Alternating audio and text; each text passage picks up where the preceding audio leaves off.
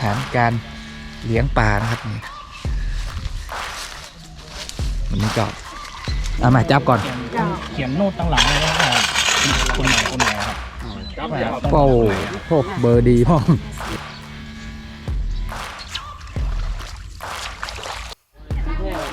ตอนนี้ก็มีคนมารับซื้อนะครับปลากิโล60นะครับขายครับขายที่กันที่เกียรติเอากลับนะครับ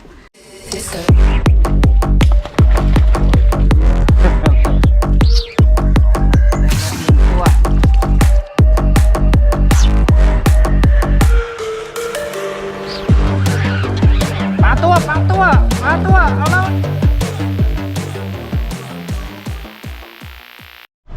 โอ้หมา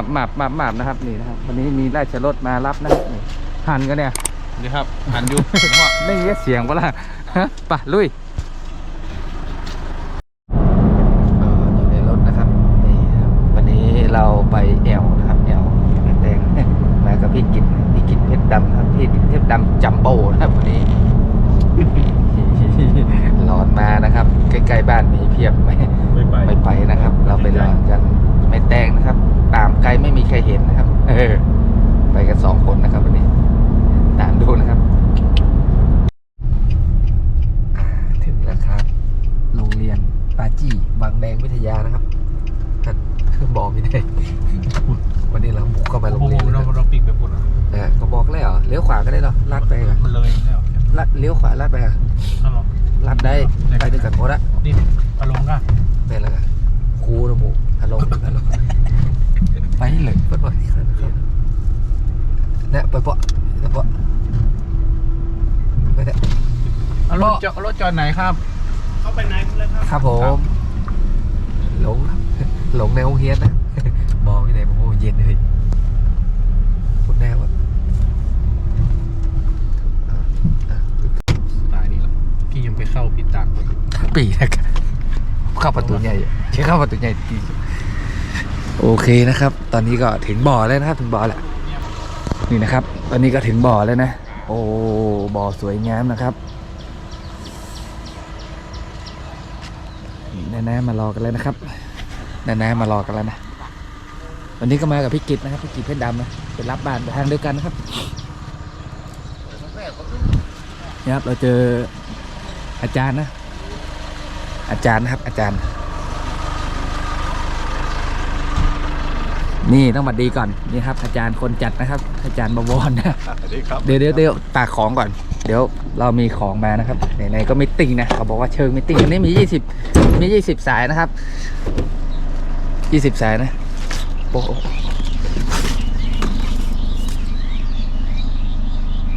เนี่ยวันนี้มี20สายนะแล้วก็มีส่วนผมนะครับส่วนตัวผมนะก็มีแจกเพื่อนๆนะครับเป็นตัวเบ็ดกับทุ่นนะครับเอามาแจกนะครับเอามาร่วมแจกนี่ครับอาจารย์โอเคนะครับครับผมขอบคุณครับเดี๋ยวพี่กิตมีอะไรมาฝากอาจารย์แจกอีกนะนี่ครับพี่กิตมาผมแจกไปละเดี๋ยวให้พี่กิตจัดการเองนะครับไปเดี๋ยวเราก็น่าจะรอจับฉลากล็อกนะครับบ่อค่อนข้างจะเล็กนะเพื่อนๆนะเริ่มมากันละก็นะหลายคนเริ่มมาแล้วนี่ครับบ่อไม่กว้างนะครับไม่กว้างแคบๆสบายๆนะครับโอ้โหปลาค่อนข้างจะเยอะนะครับก็สวัสดีครับสวัสดีอีกครั้งครับสำหรับช่องสหายตกปลาแฟมิลี่นะครับวันนี้พามาไกลเลยแม่แตงนะครับโรงเรียนปาจี้นะครับปาจี้วิทยานะโอ้ยสวยนะครับสวย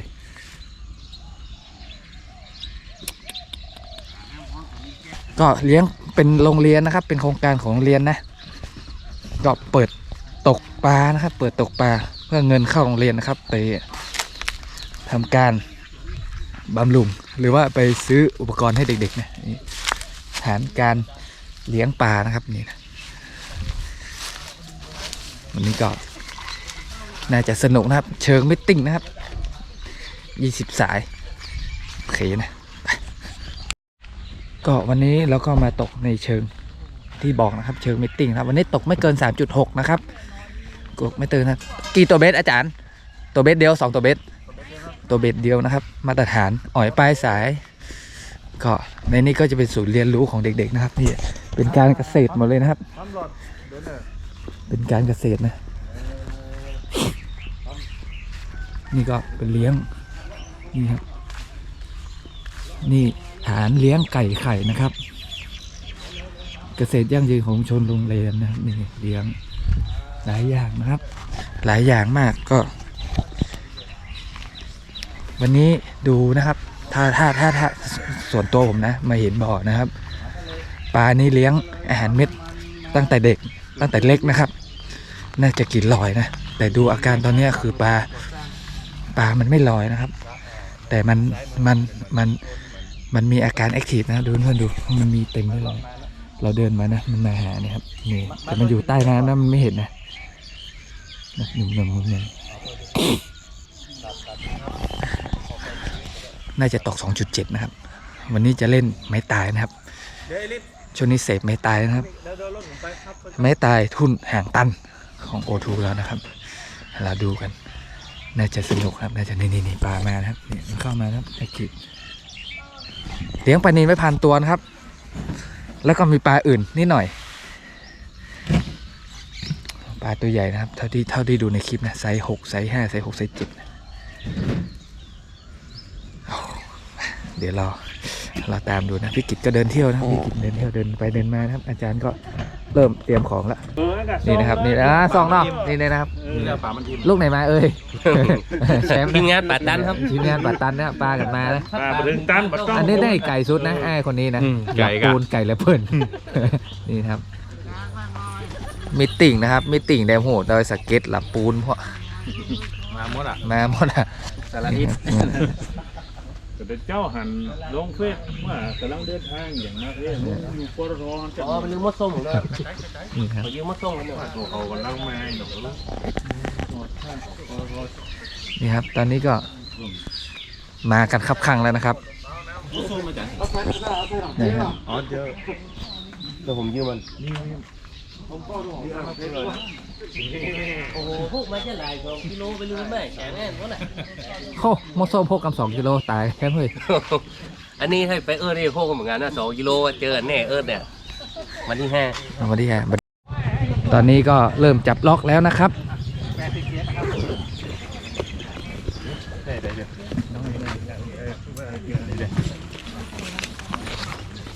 จับล็อกครับผมจ่ายเลยก่อนครับเดี๋ยวอันนี้สหายตกปลาเฟอร์มารี่ครับจ่ายเลยก่อน ค่ะใจเลยค่ะ ครับ โอ้คนแบบมีสแกนกับค่ะพี่ ก็ไปสแกนมาลุ้นก็ได้นะ สแกนได้ก่อน เอามาจับก่อน เจ้า เขียนโน้ตตั้งหลังเลยว่าคนไหนครับโอ้โหเบอร์ดีพ่อ เบอร์ 1ครับ อันนี้คนที่ใจแล้วเบอร์ไอ้ โอเคนะครับจับล็อกได้แล้วนะครับ มือดีขนาดเลยไปก่อนละเบอร์ 1ปวดจอกว่ะกะจอกปุ่นเริ่มปุ่น ลูกอีสานนะ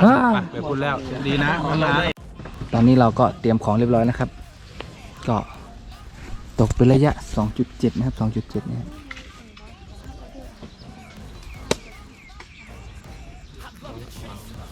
นี่ครับ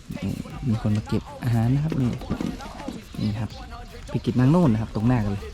แบบหน้าข้างๆกันนะครับก็ออกเป็นระยะ 2.7 นะครับนี่เราเมื่อกี้เราจับล็อกนะเราได้ทุนลนนาทีมา1 ดอกนะครับนี่ทุนอ่อนสวยงามนะครับก็เป็นสปอนเซอร์มิตติ้งของอาจารย์นะครับทุนลนนาทีสวยนะครับสวยนี่ลนนาทีลนนาที5 มิลหางตันนะครับเก็บไว้นะครับ วันนี้เราก็จะใช้ทุนของเรานะครับ วันนี้ก็ใช้หางตันนะเราจะตกเป็นรูปแบบไม่ตายนะครับไม่ตายอ่อนนะ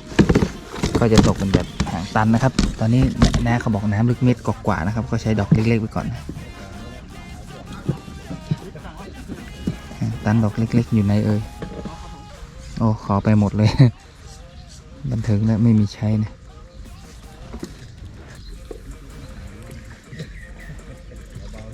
นี่นะครับใช้ดอกนี้แล้วกันหางตันนะครับหางตัน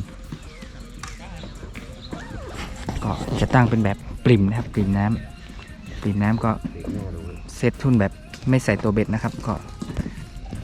ตัดแต่งตะกั่วนะครับแล้วก็โยนไปให้ทุ่นมันอยู่ที่ปริ่มหางเลยนะครับเกือบจมนะนี่ครับไปเดี๋ยวเราเซตของกันวันนี้นะครับก็เหลืออีก4 นาทีนะวันนี้เราใช้เหยื่อนะครับเหยื่อเพชรดำนะครับนี่เพชรดำจัมโบ้นะของนักกิจนะครับวันนี้ใช้เพชรดำนะก็มาเที่ยวตอนนี้ก็ใช้ทุ่นเบอร์ 1ตัวเบ็ดเบอร์ 1นะครับเบอร์ 1สเตลวันนี้นะตกเป็นแบบไม่ตายนะครับทุ่นหางตันนะเหลือเวลาอีก4 นาทีนะครับไปเดี๋ยวผสมอาหารกันก่อนนะครับเดี๋ยวเริ่มตกแล้วเราก็จะไม่ได้นี่แล้วไป ต้องถามอาจารย์แล้วไปลากหัวอยู่คนเดียวก็ยิ่งย่อยน่ะ นะครับ เนี่ย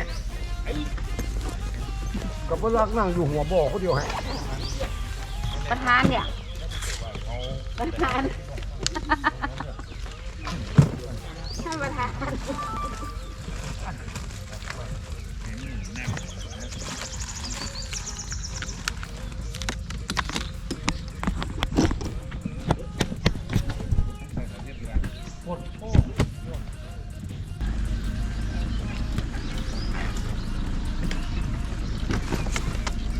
ก็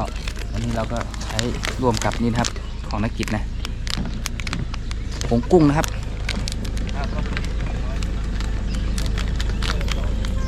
ใส่เข้าไปนะครับนี่ครับผงกุ้งนะ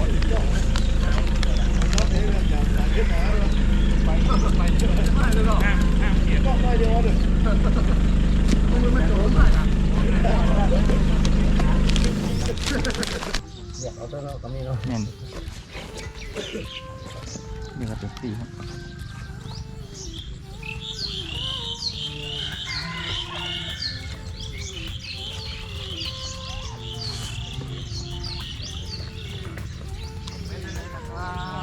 ลงเบ็ดได้เลยนะครับ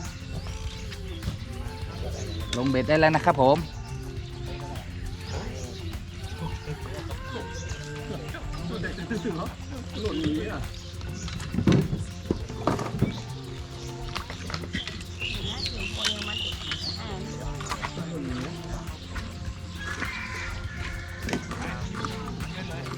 ได้เลยครับ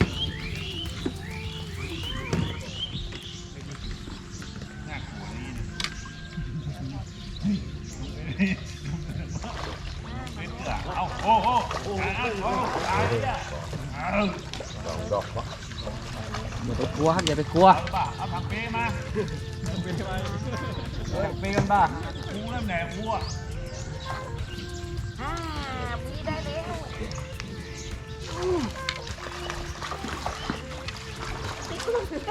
พี่โกรธแล้ว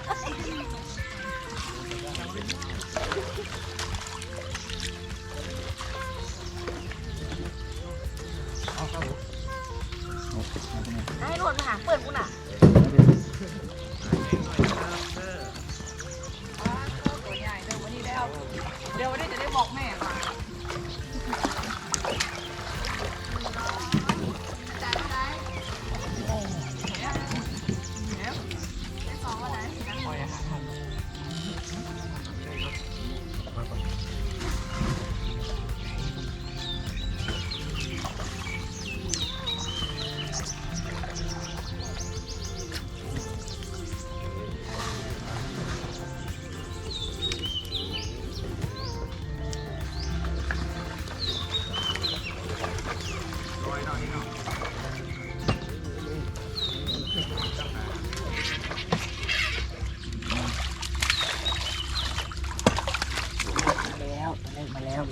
ตัวแรกมาแล้วลืนพร้อมสักดีเหรอ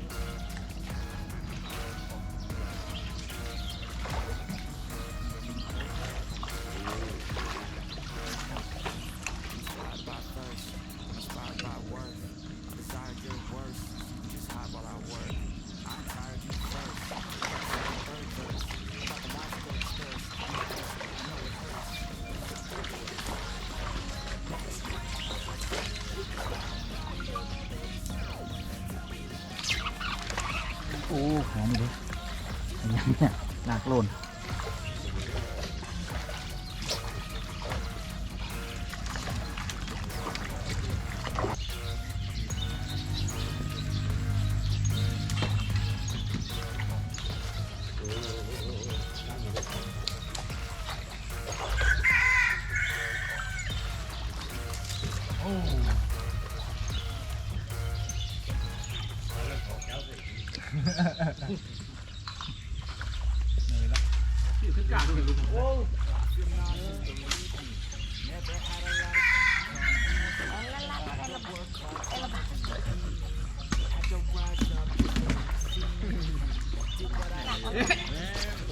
ใจหวานครับใจหวาน มีเดียดลงเป็นหน้าตักถึงนะโอ้โหไอ้เรื่องตัวใหญ่นี่อ่ะ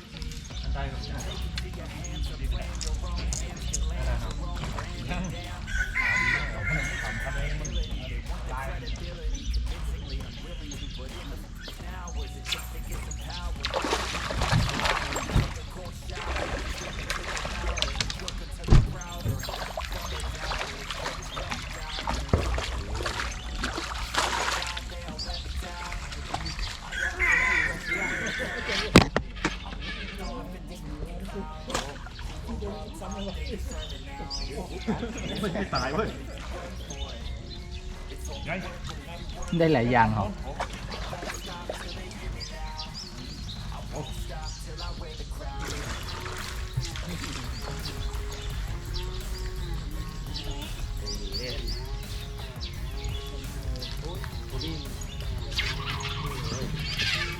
โอ้ยด้านหญิงวักกุหลาบหมูวักหรอ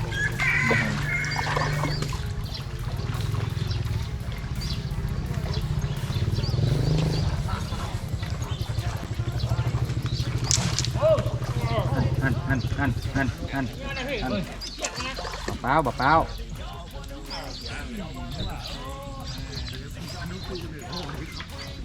เอาบอกเปล่าก่อนเอาบอกเปล่าก่อน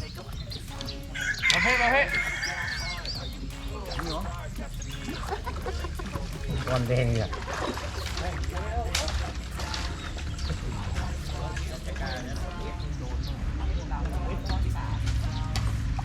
ก้อนแดงทำงานไป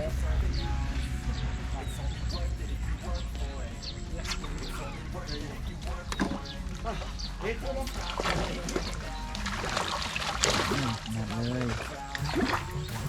ตัวยังนะ ตัวใหญ่หั่นยังหนาไล่วะน่ะ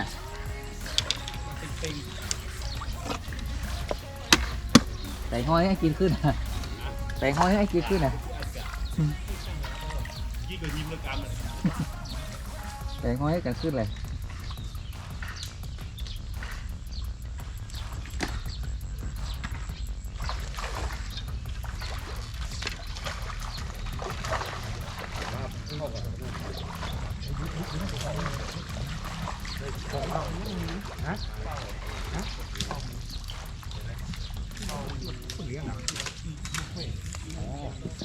นี่อ่ะ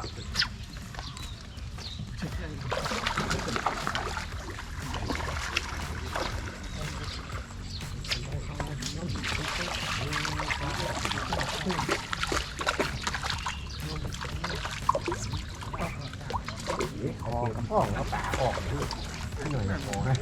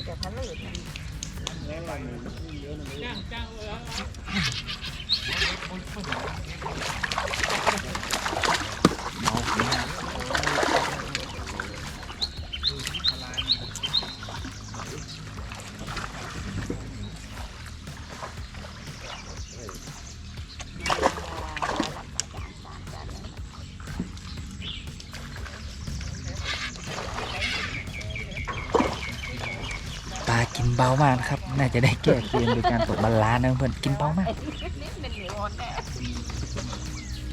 เดี๋ยวน่าจะได้มัดตัวเบ็ดใหม่นะครับเปลี่ยนเป็นรูปแบบบาลานซ์เบามากไหลนะโดนนะ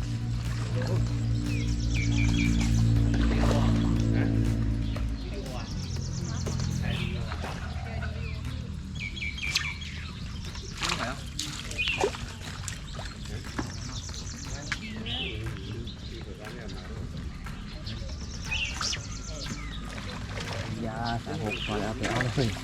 เงียบกำแหลกมันหลุดมันเข้ามันหลุดมันยื่นไปได้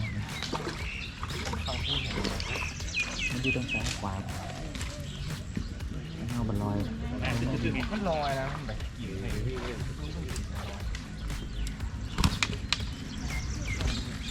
ลงเต้ๆกันเราต้องมั่นกันประทานแล้วกันทำมั่นตอนนี้ลงพื้นนะ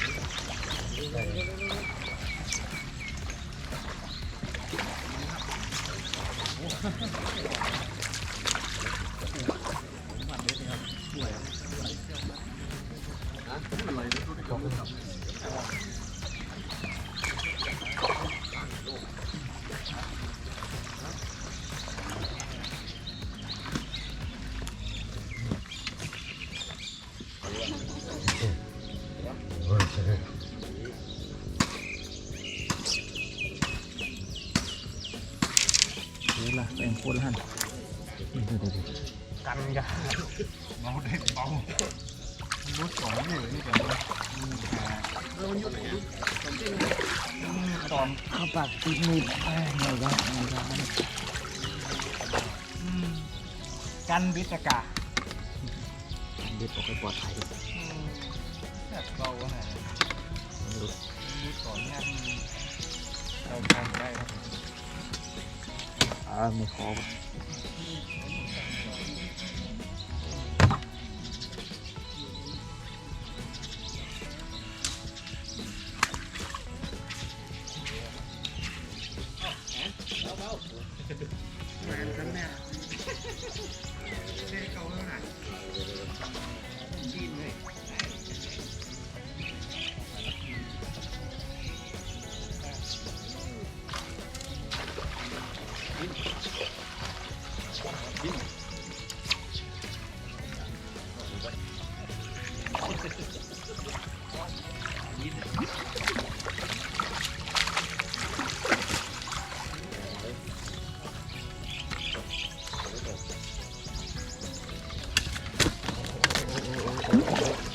ปากอยู่รุดปากรุดมือ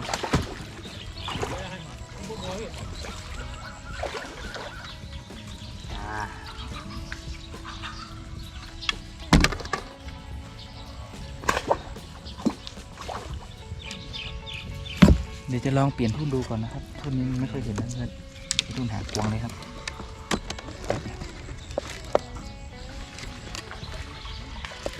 ทุ่นหางกวางนะครับเพราะดอกเมื่อกี้มันไม่เห็นนะเปลี่ยนนะครับเปลี่ยนเมื่อกี้ในหางตันแสงสะท้อนน้ำมันเยอะนะครับ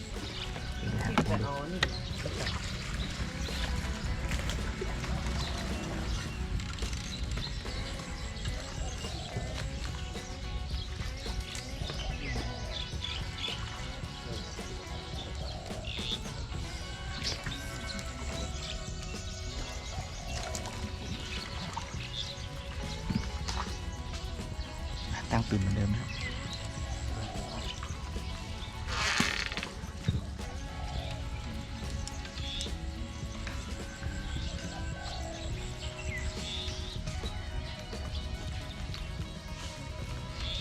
เนี่ย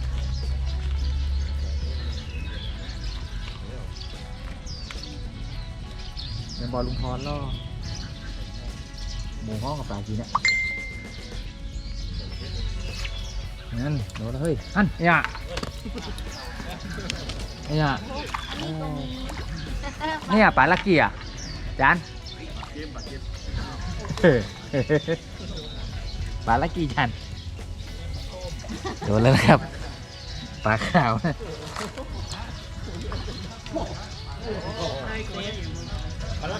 จานถ้าอันนั้นได้อันนี้ก็ต้องได้เนี่ยจานเนอะเหมือนเพื่อนนะ อันนี้ก็เหมือนเพื่อนนะขาวเนี่ยปลาขาวเนี่ย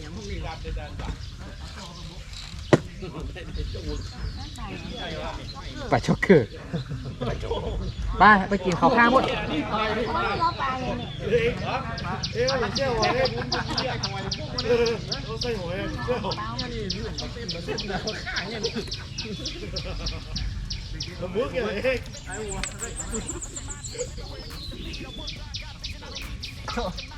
หายไปได้ฝาแป้งนี่จะเอาก็เปิดเลยเดี๋ยวก่อน ลิ้นคิดไหม หันหวานละ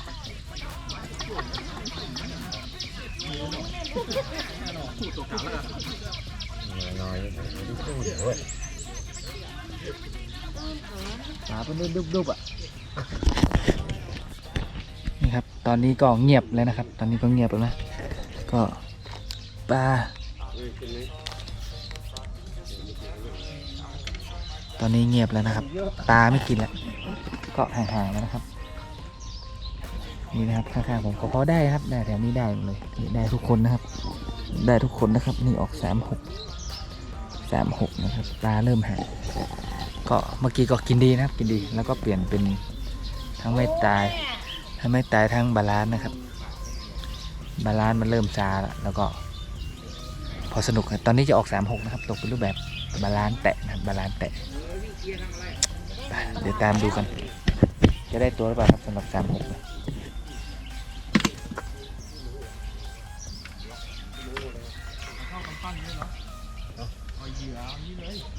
รับไม่ในห้างมีนู่นตัวอย่างไม่ครับเดี๋ยวผิดกติกาอาหารหมดไป2 กระป๋องแล้วนะนี่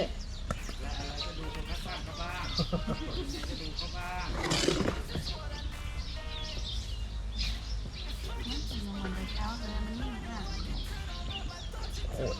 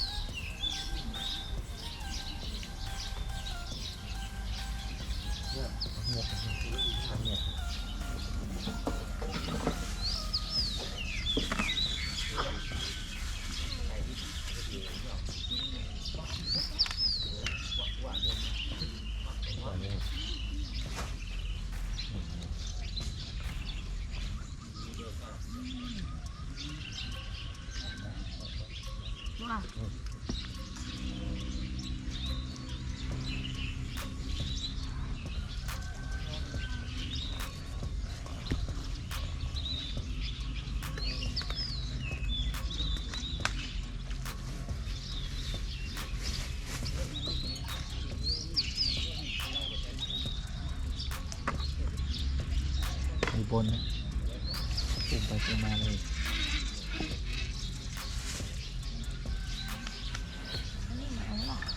no นี่เลย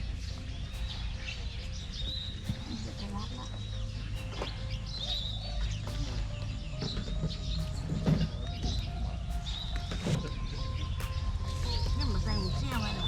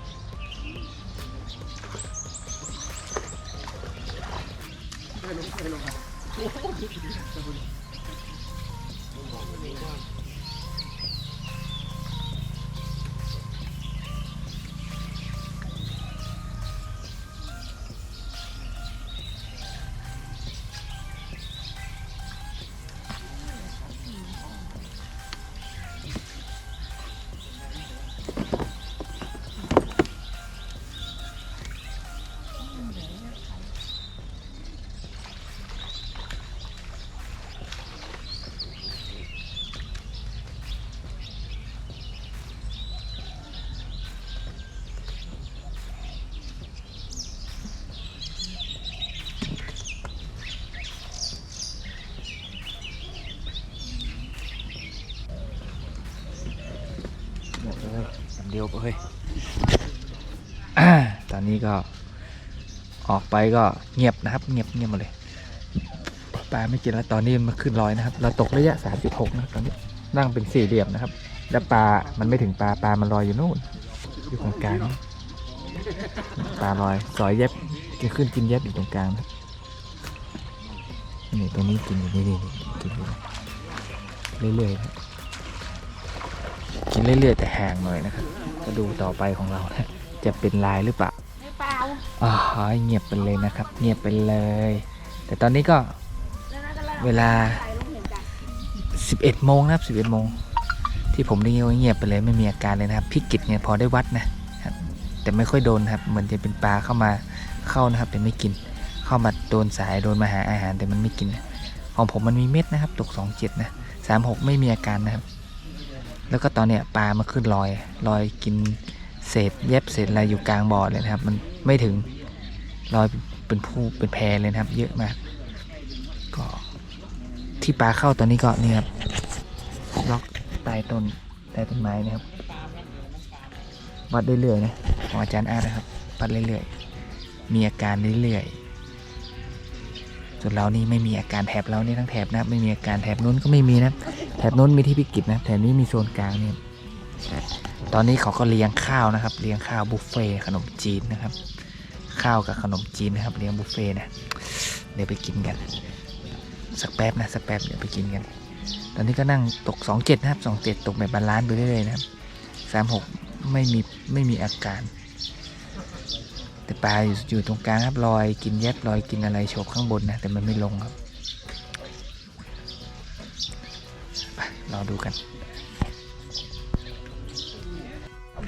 ตอนนี้นะครับเราไป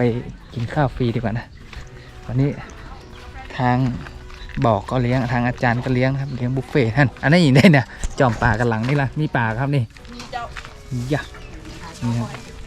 ใส่ก่อนได้เปรียบนะครับ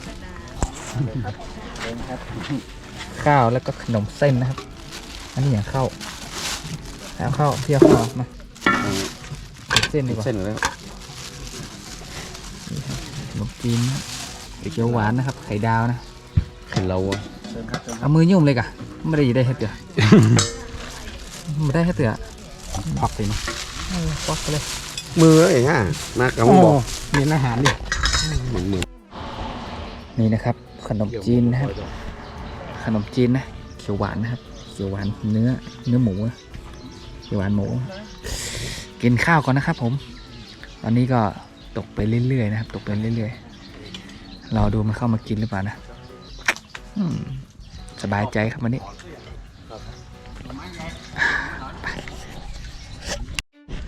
ตอนนี้ก็นี่นะครับฝั่งนู้นนะโดนอะไรไม่รู้ครับปล่อยเซฟ2 รอบ 3 รอบนะครับดูนะในบ่อนี่มีปลาบึกนะครับตัวไป10 กิโลนะอาจารย์เพิ่งบอกเมื่อกี้นะครับราคานี่ก็วัดนี่ครับคอแดงรออยู่ในน้ำหนึ่งคัน แค่นี้ก็เยอะบ้องกับบาดจักเซฟไปไก่อีบะป่วยก็เซฟอ่ะอีบาดจักไปมันไป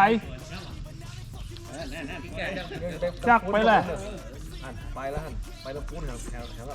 คือมันเข้าไปคนเดียวมันไปที่แบบเอาเซฟที่แบบดึงเลยยิงเยิงห้ากับตายอ่ะเดี๋ยวกาดึงไปพ้องกามันมันนี่มันกับบอยอีกอ่ะ หุ่นใบทั้งบ่อนะครับปลาตัวเดียวนะเนี่ยไปก็ ยุ่งขนาดจักไปเลยมันดึงไปกามันป่ามัน ปลาบึกคุณนะตัวนี้นะ โอ้หมดใส่แล้วเด้อ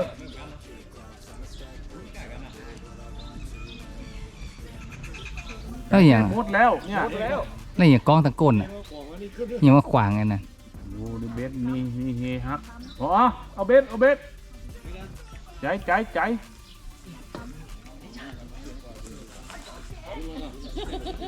ดี๋ยวก็ต้องส่วนมันแชมเคลียร์ก้นมันไปก้นเบ็ดนะเคลียร์ก้นคนนะมา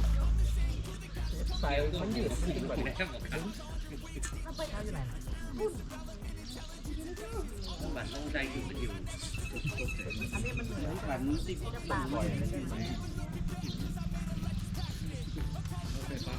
ั่งดิ้นมาโตเรียบร้อยละ เดี๋ยวดูนะครับ ดูว่าเป็นปลาอะไรนะตามชมอะรอปลาขึ้นกันครับน่าจะใหญ่น่าจะใหญ่ฮ่าปลาตัวเมื่อกี้ครับหลุดนะครับ มือฟังเสียง หลุดนะหลุดนะ เสียงเพลงอันไพเราะ เกี่ยวหลายคันเกินนะครับ กวาดหลายคันนะครับ ติดกันเป็นพวงเลย แล้วก็หลุดนะครับ น่าจะปลาบึกนะครับปลาบึกใหญ่มีนะ ปลาซาดไหวนะ วนไป2-3 รอบนะครับเสียดายจริงครับ ตอนนี้นะครับผมก็ทำการย้ายล็อกนะครับ จากล็อก6นะครับ6อยู่ข้างนอกนะย้ายเข้ามาข้างในนะครับนั่งล็อกเบอร์2นะครับนั่งล็อกเบอร์2นะเมื่อเช้าได้เบอร์1นะครับแต่ไม่นั่งนะครับไปขอนั่งเบอร์6เพราะว่าคนมันไม่เต็มนะมันว่าง2ล็อกเพราะว่าเบอร์1เนี่ยมันออกไม่ได้นะครับ มันออกไกลมันชนกันก็เลยไปนั่งเบอร์6นะครับเมื่อเช้านะ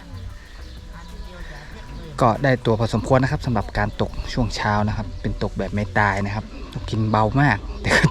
เต็มปากทุกตัวนะครับ อาการแบบออกไม่ชัดนะมันกินเบามันนอนกินเบามากเกินก็มีนะครับ กินเบาแล้วก็เขาให้ออกระยะ 4.5 ได้เพราะเมื่อเช้ากำหนดให้ 3.6 นะครับแล้วตอนนี้ปลามันลอยมันอยู่กลางบ่อก็ออก 4.5 นะครับก็ไม่ได้วัดนะครับไม่มีอาการก็เลยย้ายเข้ามาข้างในข้างนอกมันติดข้างเกินไปนะครับเขาออกมามันชนกันนะก็เลยย้ายเข้ามานี่นะครับข้างๆเรานะได้ทุกคนนะครับได้ทุกคนปลาได้ทุกคนนะครับฝั่งนู้นก็ได้นะครับนี่อาจารย์โอกลับนะครับ อาจารย์โอเทพรามนะอาจารย์โอเจ้าของบ่อเทพรามครับอาจารย์โอกลับละรถเสียอยู่ปั๊มไหนสักปั๊มเนี่ยครับจอดปั๊มแล้วรถเสียนะรถเสียเข้าห้องน้ำรถเสียสตาร์ทไม่ติดนะครับแล้วก็เอาไปจอดปั๊มนะครับเดี๋ยวแกไปทำรถก่อนแกก็เลยกลับนะครับเดี๋ยวไปดูปลาแกกันไปแกมาสายที่สุดนะครับเมื่อเช้ารถแกเสียนี่นะดูปลาอาจารย์โอดูก่อนนะมาสายกว่าเพื่อนนะครับเหมือนจะได้อยู่นะมันจะได้อยู่นะ7-8 ตัวโอ้ยเกือบ10เหมือนกันเนี่ยยาดูนะครับมาสายกว่าเพื่อนนะลงปุ๊บสับปั๊บลงปุ๊บสับปั๊บหลายกัดนะอาจารย์โอนะพอได้กินนะครับนี่นะเป็น10เหมือนกันเนี่ยเป็น10นะครับไปเราดูของเรากันต่อนะครับเดี๋ยวดูอาการว่าจะย้ายมาข้างในแล้วจะได้ตัวหรือเปล่านะเพราะว่าตอนนี้โล่งหมดเลยนะครับคางนี้ก็โล่งนะโล่งหมดเลยเดี๋ยวดูกันว่าจะได้ตัวเพิ่มหรือเปล่าฝั่งนู้นโดนอีกแล้วนะครับโดนอะไรไม่รู้ตรงข้ามผมนะนี่มาท่านโอ้แล้วบอกเอาคืนผมไหนอีกได้น่ะโอ้เอาไปทิ้งไปกลางทางอีกได้น่ะนั่น เอาเบ็ดผมไปนะไม่ได้ใส่เซฟเอาไปทิ้งไปกลางทางพุทธล่ะ โดนอยู่ปิ๊กไปโดนอยู่ตะกี้รุดละปิ๊กไปโดนรอบอยู่นี่ครับเดี๋ยวเราไปดูนะเราปลาอะไรเราไม่รู้นะแต่ปลาใหญ่ที่นี่ก็เป็นปลาบึกนะครับมี 4-5 ตัวนะ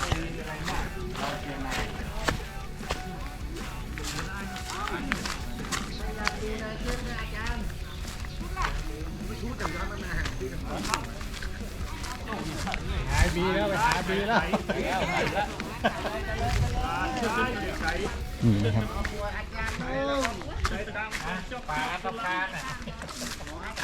ปลาลุงลังเฮ้ย ปลานี่เป็นปลาหลุดนะครับ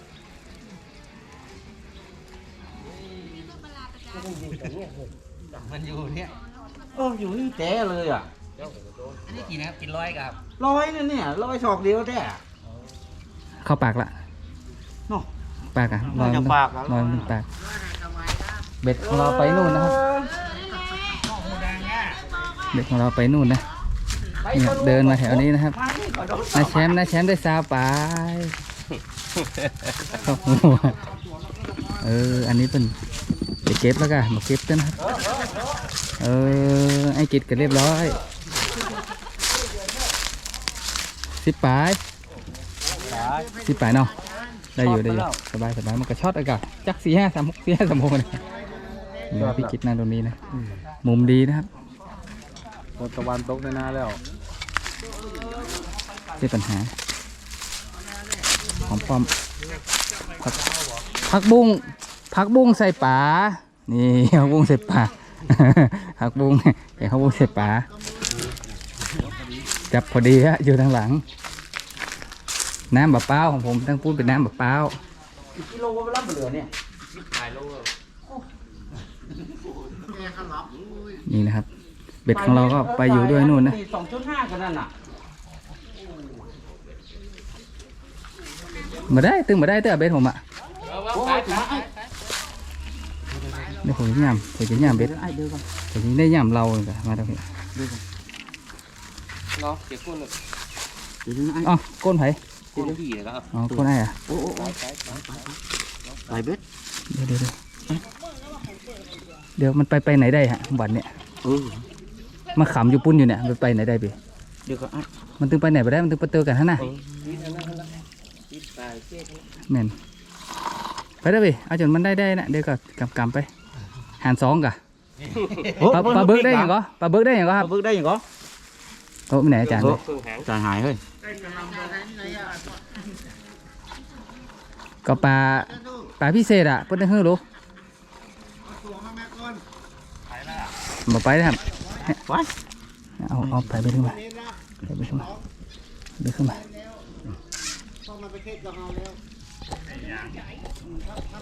โอ้อ้หวานก็ หวานครับหวานแน่นอนเป็นหวานทั้งนั้น ไม่ได้หรอก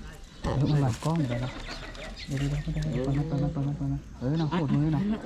พูดมือน้อง เอาทุ่นก่อนบ่ มันถึงรอดไปได้ดิอะไรมาเมาแป้งเบสเฮารู้ไปละมาเมาจักของเฮาเนี่ย เป็นยัง หวานไปได้ ปุ๊ด ได้นะตัวเนี้ย เนี่ยมันนี่ไปได้ฮะใช่มี เนาะเออเฮ้ย โอ้ไอ้เป็นก็ ขาดนะครับรุดแล้วครับ อ๋อรู้แล้วกันนะ มันอ้อมมาได้มันจะมีอย่างบ่ใจผมเนอะผมมาได้เป็นโต๊ดเนอะ ไม่ได้เอาไป หลุดนะครับตัวเบลอนะครับตก100ศอกหนึ่งนะครับโดนปลาตัวใหญ่น่าเป็นปลาปึกแน่นอนนะตอนนี้เราก็เก็บของแล้วนะครับเป็นเวลาบ่ายสองก็เก็บของดีกว่านะครับเพราะว่าไม่มีอะไรตื่นเต้นละหมดน้ำเดือดก็หมดใจนะครับที่เรานะย้ายมาตรงนี้ก็ดิ้นอยู่นะครับดิ้นแป๊บหนึ่งแล้วก็ปลาใหญ่เข้ามาแล้วมันก็หายไปเลยเก็บเบ็ดดีกว่านะครับนักกิจชวนกลับแล้วนักกิจหลับไป2 รอบแล้ว นี่นะครับก็กลับกันหลายคนแล้วนะครับหลุมนี้ก็กลับนะครับหลุมนี้ก็กลับนู่นก็เก็บของกลับกันแล้วนะครับนี่ตรงนี้กินอยู่ครับกิน4-5นะเมื่อกี้กินนะครับตอนนี้หายไปแล้วตกใจปลาโบโบไปแล้วก็วันนี้นะครับการมาตกบ่อตกปลาของครูบวรนะครับผอ.บวรนะก็เป็นบ่อเลี้ยงของนักเรียนนะครับเพื่อการศึกษานะครับเรียนรู้เพื่อการศึกษาก็เป็นการเปิดเพื่อนำเงินเข้าไปใช้ในกิจกรรมของเด็กๆอีกทีหนึ่งนะครับก็โอเคนะครับบาท250 บาทรับ20 สายมี18นะครับเพราะว่าถอนไป2 สายก็ปลาไซส์สวยนะครับตอนเช้าปลากินจริงๆตอนเช้านะครับตอนเช้าใครทันได้เยอะก็ได้เยอะนะครับใครไม่ทันได้เยอะก็ได้น้อยนะครับบอกไว้ก่อนก็สำหรับเราพอได้นะพอได้ตัวก็ตกแบบไม่ตายนะไม่ตาย 2.7 นะครับ 2.7 กินแบบเบามากปลามันไม่ฉวยวิ่งนะครับมันไปนอนกินมาเข้าไปกลุ่มนะครับจึ๊กก็โดนนะครับแต่ตั้งกล้องมองทุ่นวันนี้เขาบอกว่าเลยว่าอีกฝั่งมันเป็นเงาสะท้อนนะครับมันไม่ค่อยจับโฟกัสนะเบอร์นิดนึงนะครับเพื่อนๆก็ขอโทษด้วยวันนี้สำหรับการตกวันนี้ก็สนุกสนานอยู่ครับพอได้สนุกสนานนะครับเดี๋ยวไปดูปลารวมกันนะครับวันนี้ก็คลิปที่แล้วไม่มีคนทำถูกกติกานะครับผมบอกว่าเม้นแรกนะครับเม้นชื่อที่อยู่มานะครับจะส่งทุนและตัวเบ็ดไปให้ใช้นะครับไม่มีใครเม้นชื่อที่อยู่นะครับก็อดนะครับเอาคลิปนี้นะเม้นคนแรกนะครับเหมือนเดิมนะครับชื่อที่อยู่นะครับก็ใครเม้นเป็นคนแรกชื่อที่อยู่ก็เดี๋ยวจะจัดส่งให้นะครับก็ฝากไว้ด้วยนะครับวันนี้สำหรับช่องสายตกปลานะครับกับบ่อโรงเรียนบ้านปาจี้นะครับไม่แตงนะครับอีกนิดเดียวจะถึงเขื่อนแม่งานสมบูรณ์ชนแล้วครับก็ถือว่ามาไกลพอสมควรนะครับวันนี้ก็สนุกสนานนะครับก็ฝากไว้ด้วยสำหรับช่องสายตกปลาแฟมิลี่นะครับอย่าลืมกดไลค์กด Subscribe กดแชร์ให้ผมด้วยนะครับ ไว้ไปไหนต่อนั้นเดี๋ยวก็ติดตามรับชมนะครับวันนี้ก็ฝากไว้ด้วยครับตัวเบ็ดสเตลเฟลแน่นอนทุน O2 นะครับกำลังจะทำก็บายบายนะครับวันนี้เดี๋ยวดูปลารวมกันนี่นะครับปลารวมนะครับปลารวมของวันนี้นะ10นิดๆนะครับไซส์ใหญ่ก็ไซส์ประมาณ 7-8 ขีดนะครับนี่นะครับนอกนั้นก็เป็นไซส์เล็กๆ4-5 ขีดก็10 กว่าตัวนะครับ11 ตัวนะครับก็พอสนุกอยู่ครับ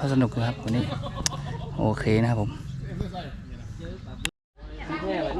ตอนนี้ก็มีคนมารับซื้อนะครับปลากิโล60นะครับขายที่กันที่เกตเอากลับนะครับได้6 กิโลนะครับปลาของเรานี่นะครับ6636นะครับ พอได้สนุกนะครับโอเคนะครับวันนี้ก็ลาเพียงเท่านี้ครับนี่ครับไปกับอาจารย์นะ